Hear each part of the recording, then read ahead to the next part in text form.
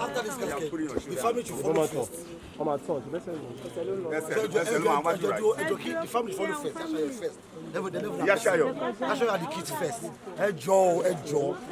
Just respect this order.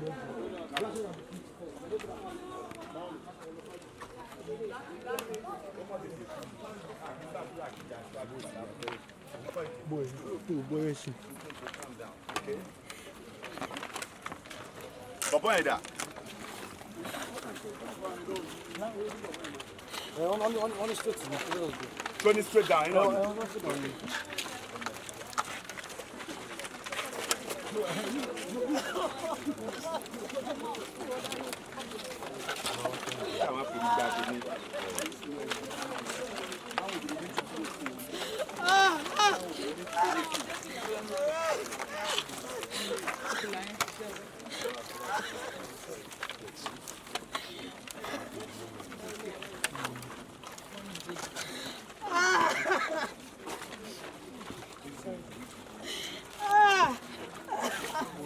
Be a real man, okay?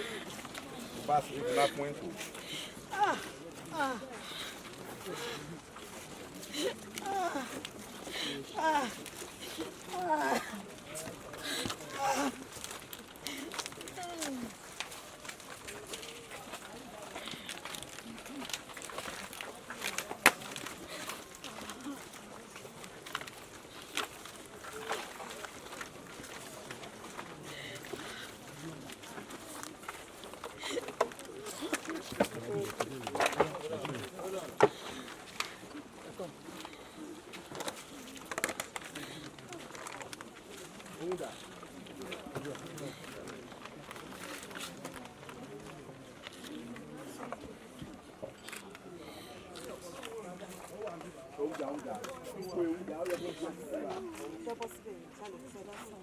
Oleni 2 minutes ẹ gbé kiri sílẹ̀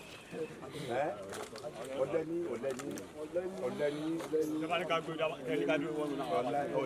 ta ló ní ẹgbẹ́ lẹ̀ ẹ fẹ́ òkúta ẹgbẹ́ gbà.